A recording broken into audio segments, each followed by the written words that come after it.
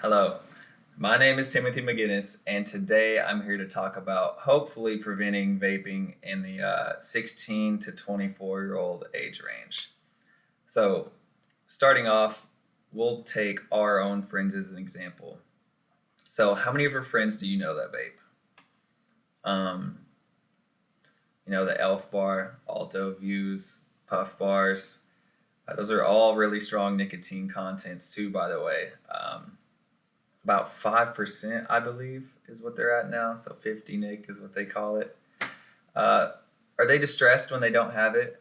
If they don't have a vape, are they fretting? Are they like, dude, I gotta stop by the store. I gotta go get one. Do they hit the vape places they shouldn't?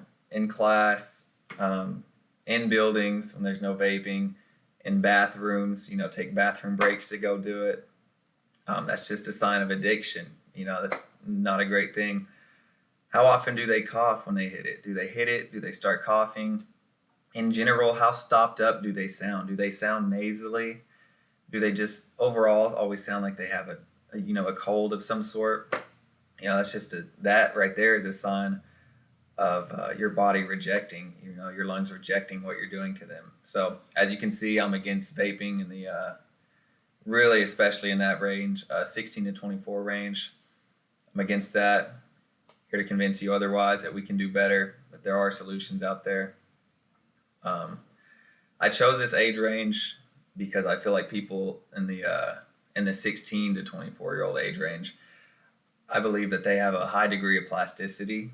Their life isn't necessarily made up yet, so they have a lot of opportunity to really turn around and recover from the damage they're doing to themselves. They haven't really made their mind up yet on what they're going to do with their life.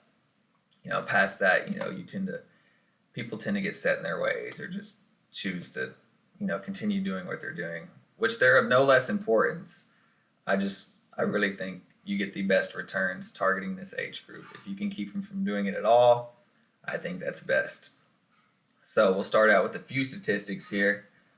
Statistic number one, New England Journal of Medicine. So teen vaping in the 8th grade to 12th grade range has more than doubled in the last 5 years. Now, that's a very unfortunate statistic, obviously.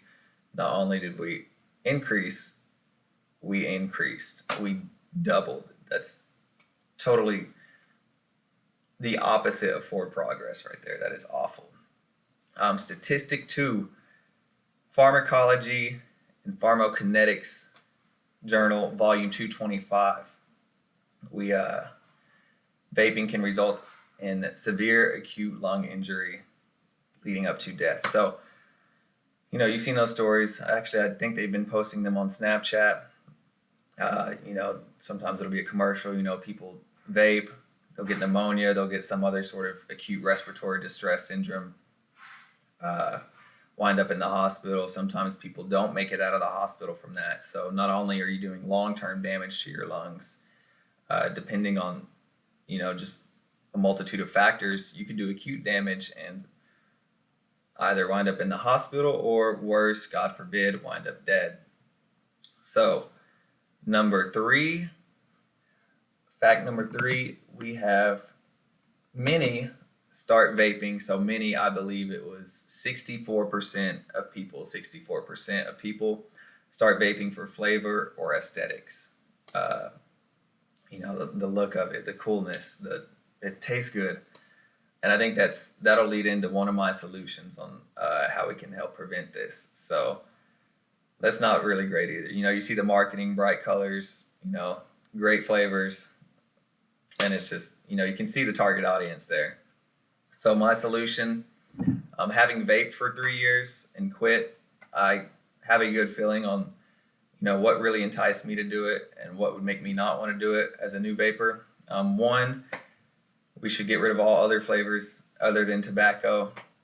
I don't mean to be a buzzkill, but I think had I started vaping, had I took my very first hit of a vape and it tasted god awful, I probably wouldn't have done it again. But cotton candy is a lot more tempting than Virginia tobacco. So I really think that could be really effective in keeping people from vaping. Number two, I think that we should leave the harshness of the vape. They're doing a lot of research and development and making the vape, not burn when you hit it. Well, I think that's part of the issue, is that it doesn't, it's not unpleasant to hit as it should be. And so, kids hit it. Yeah, it might burn a little bit, but it's not really unpleasant to them. So I think that by making the vape unpleasant to hit, I think a lot less people would ever want to start doing it or continue doing that to themselves, causing that feeling.